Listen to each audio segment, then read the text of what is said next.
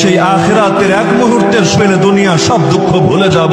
সেদিন মাজলুম আফসোস করবে, আরো কেন মাজলুম হলাম না, জান্নাতটা তো আরো বড় হতো। শহীদের চাইতে বড় মাজলুম কে আছে?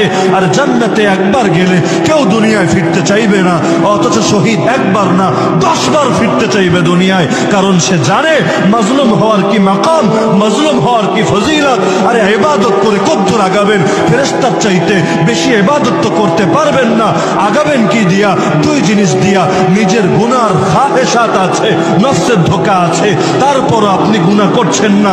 ফেরেশতার তো গুনাহ করার সামর্থ্যই নাই, আপনার সামর্থ্য আছে তো আল্লাহর ভয় করলেন না। 2 নম্বর, ফেরেশতার দিনের উপর চলতে কোনো বাধা নাই, কোনো জুলুমের ভয় নাই।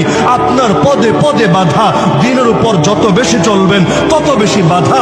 যদি দিনের উপর চলতে কার না হন, নিজের ঈমানের ব্যাপারে ভয় করেন। একজন নবীও বাধামুক্ত পথ চলতে পারলেন না, একজন সাহাবীও দুনিয়াতে সুখের দিন সারা জীবন কাটাতে পারলেন না, পদে পদে বাধা। এমনকি যুগের ইমামরা পর্যন্ত বাঁচতে পারলো না। কোন ইমামের নাম বলবেন? ইমাম আবু হানিফা, লাশ কি বের হয় নাই জেলখানা থেকে? কার নাম বলবেন? ইমাম মালিক, তার মুখে চুনকালি লাগিয়ে গাধার পিঠে চড়িয়ে তাকে কি ঘোরানো হয় নাই মদিনার অলিতে গলিতে? আর কার নাম বলবেন আপনি? ইমাম আহমদ বিন হাম্বল, আর প্রতিদিন 70 থেকে 80টা বেত্রাঘাত করতে করতে, চাবুকের আঘাত করতে করতে পিঠের চামড়াগুলোকে, গোস্তগুলোকে কিমা বানিয়ে ফেলেছিল। 17,000 প্লাস আঘাত বুড়ো বয়সে তার পিঠের উপর করা হয়েছিল। কার নাম বলবেন? ইমাম সালাখসি, তাকে দিনের জন্য কুয়ার মধ্যে মাসের পর মাস, বছরের পর বছর ফেলে রাখা হয়েছিল। বলবেন কার নাম? ইবনু তাইমিয়ার নাম, লাশ হয়ে জেলখানা থেকে বের হয়েছিল।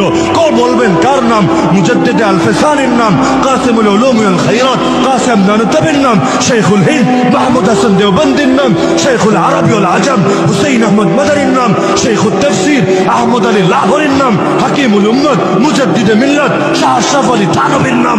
কার নাম বলবেন আপনি যে কোরবানি দেয় নাই জীবনে, এমন কে আসে নেই দেশে? কার নাম বলবেন?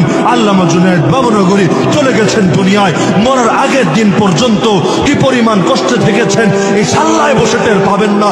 যারা তার পাশে ছিল সারা জীবন, তাদেরকে গিয়ে জিজ্ঞেস করেন কি পরিমাণ জুলুমের মধ্যে পড়েছেন, সারা জীবন কি পরিমাণ কষ্ট করেছেন।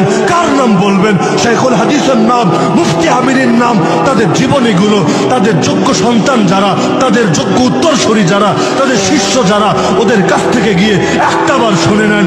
এদের 1000 ভাগের 1 ভাগ কোরবানি যদি আপনার উপর চাপানো হতো, হয়তো আপনার খুঁজে আর পাওয়া যেত না।